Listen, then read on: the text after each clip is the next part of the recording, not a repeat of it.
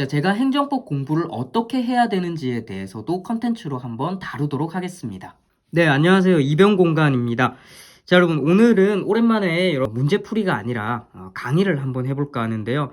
이 공부를 하다 보면 여러분들께서 뒷부분에 무효등 확인 소송이라는 파트가 있죠. 당연히 있고, 그 파트 안에 이런 주제가 있습니다.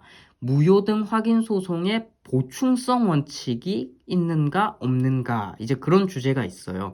그리고 그런 주제를 공부하다 보면 필연적으로 이 판례를 접하게 됩니다. 자, 이 판례는 여러분들이 가지고 계신 교재 어디에나 있는 판례이기 때문에요. 그 교재를 보셔도 되고, 지금 이 판결을 직접 대법원 사이트에서 검색을 하셔서 보셔도 되고, 아니면 그냥 저랑 지금 이것만 보셔도 상관이 없습니다. 자, 이거를 함께 공부할 때 많은 학생들이 조금 이렇게 헷갈려 하거나 좀 어려워하는 부분이 좀 있는 것 같아요. 그래서 이거를 어떤 내용인지에 대해서 간단하게만 한번 설명을 드려보도록 하겠습니다.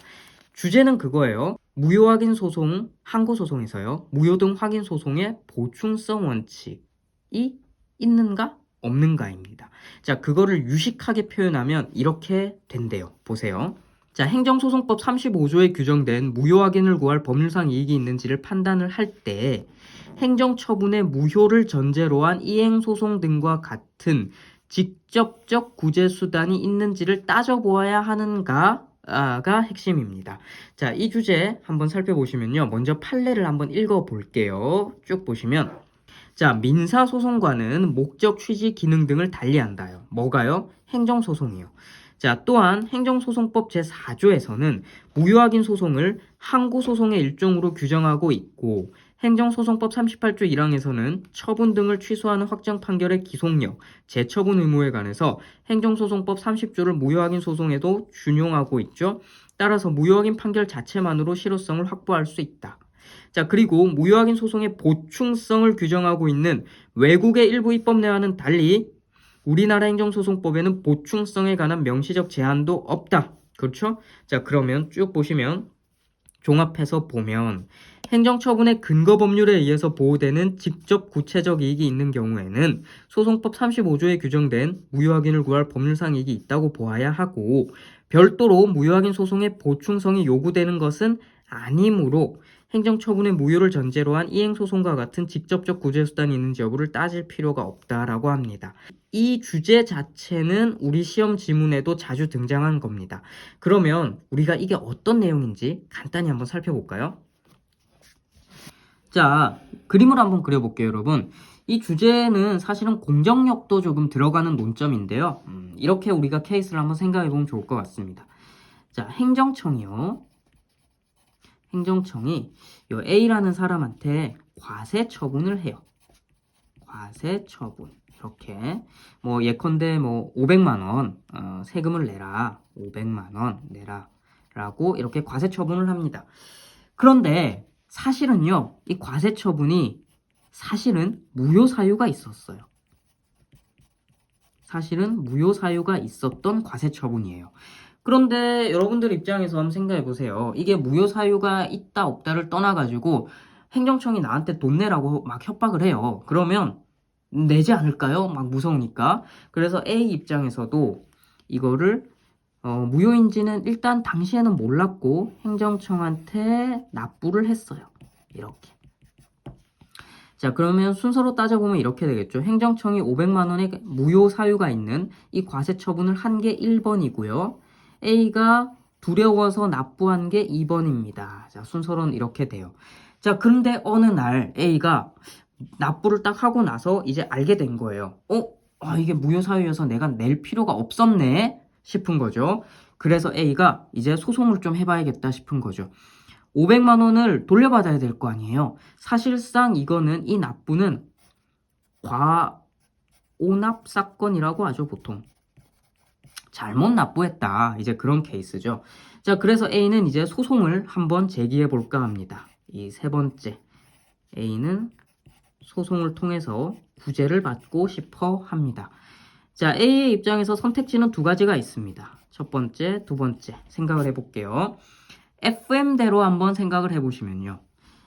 일단 먼저 이게 이 과세 처분이 무효다라는 확인이 좀 돼야 되지 않을까요?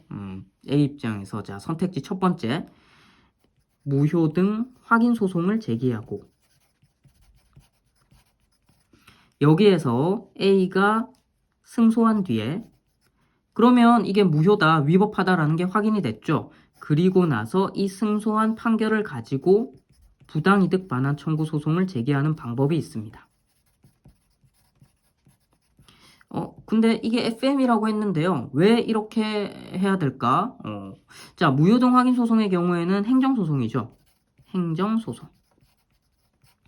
근데 부당이득 반환 청구 소송, 조세를 잘못 납부했으니까 돈을 돌려달라 라는 이 부당이득 반환 청구 소송의 경우에는 현행법상 민사소송으로 처리가 되고 있죠.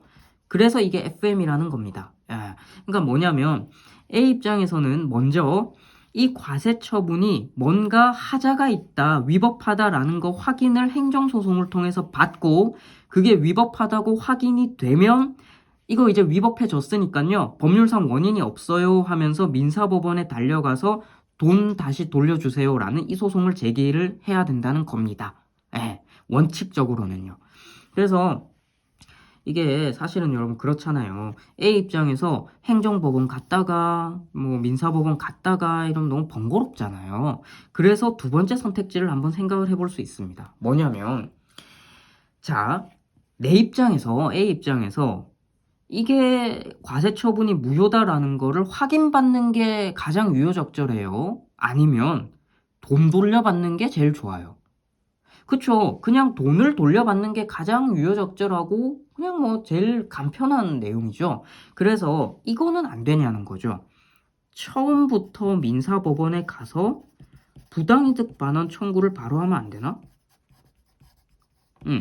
민사. 이거는 안 되나? 라는 생각이 드는 거예요. 그러면 여기에서 민사법원에서, 그러니까 굳이 뭐 행정법원 갔다가 민사법원 갔다가 이럴 필요 없이 민사법원에서 가가지고 이거 과세처분이 위법하고요. 그러니까 법률상 이익이 없는 거거든요. 그러니까 내가 낸 500만 원은 부당이득이라서 돌려받아야 돼요. 돈 돌려주세요.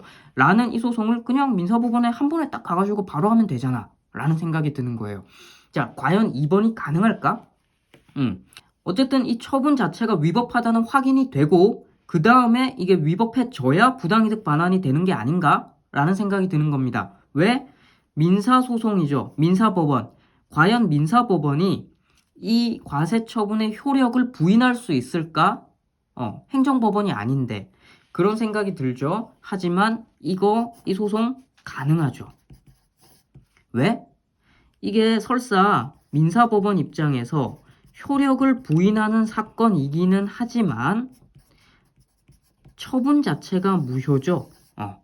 처분 자체가 무효라면 민사법원도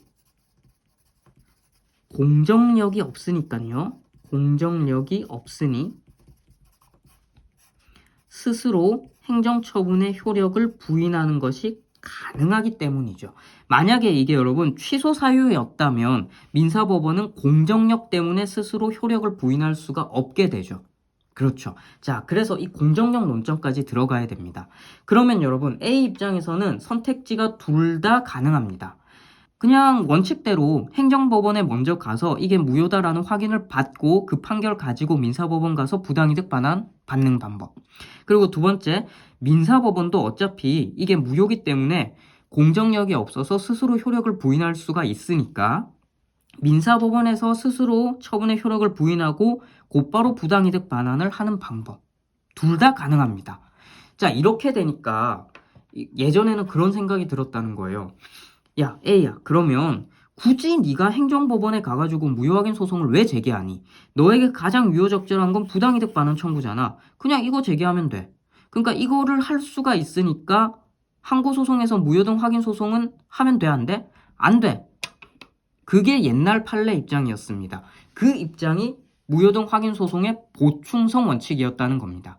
그러니까 무슨 말이에요? 무효등 확인 소송은 다른 유효적절한 구제 수단이 확실히 있다면 그러면 그거를 해야 되는 거고 무효등 확인 소송은 할 필요가 없다라는 게 보충성 원칙이었습니다.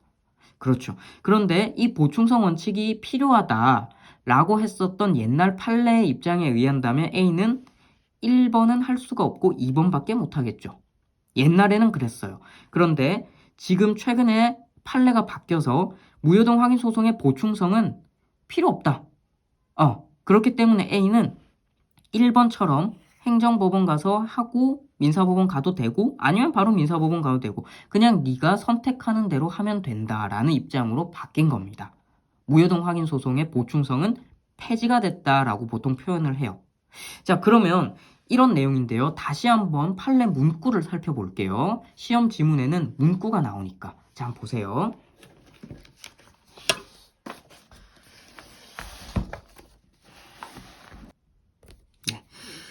자, 그래서 행정소송법 35조에 규정된 무효확인을 구할 법률상 이익이 있다고 보아야 하고 별도로 무효확인 소송의 보충성이 요구되는 것은 아니므로 됐죠? 행정처분의 무효를 전제로 한 이행소송 등과 같은 직접적 구제수단, 오늘 우리가 살펴본 케이스에서는 부당이득 반환 청구 소송이었습니다. 자, 그거 곧바로 할 수 있죠? 공정력이 없으니까요. 자, 그게 가능해요. 그 직접적 구제수단이 있는데 그게 있는지 없는지 여부를 따질 필요가 없다.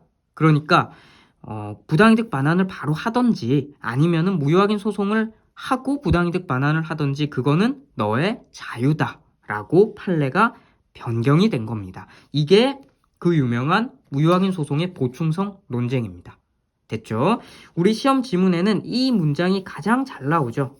이 문장 가장 잘 나오고요. 그리고 뭐 그냥 클래식하게 무효확인 소송은 뭐 보충성 원칙이 있다 없다 그냥 이런 지문도 잘 나오기도 합니다. 그래서 어려운 내용이 아니고요. 이런 식으로 부당이득 반환이라든지 등기말소 청구가 가능함에도 불구하고 과연 무효확인 소송이 필요한가에 대한 논쟁이다라고 생각을 하시면 될 것 같습니다. 자, 어렵게 생각하지 마세요.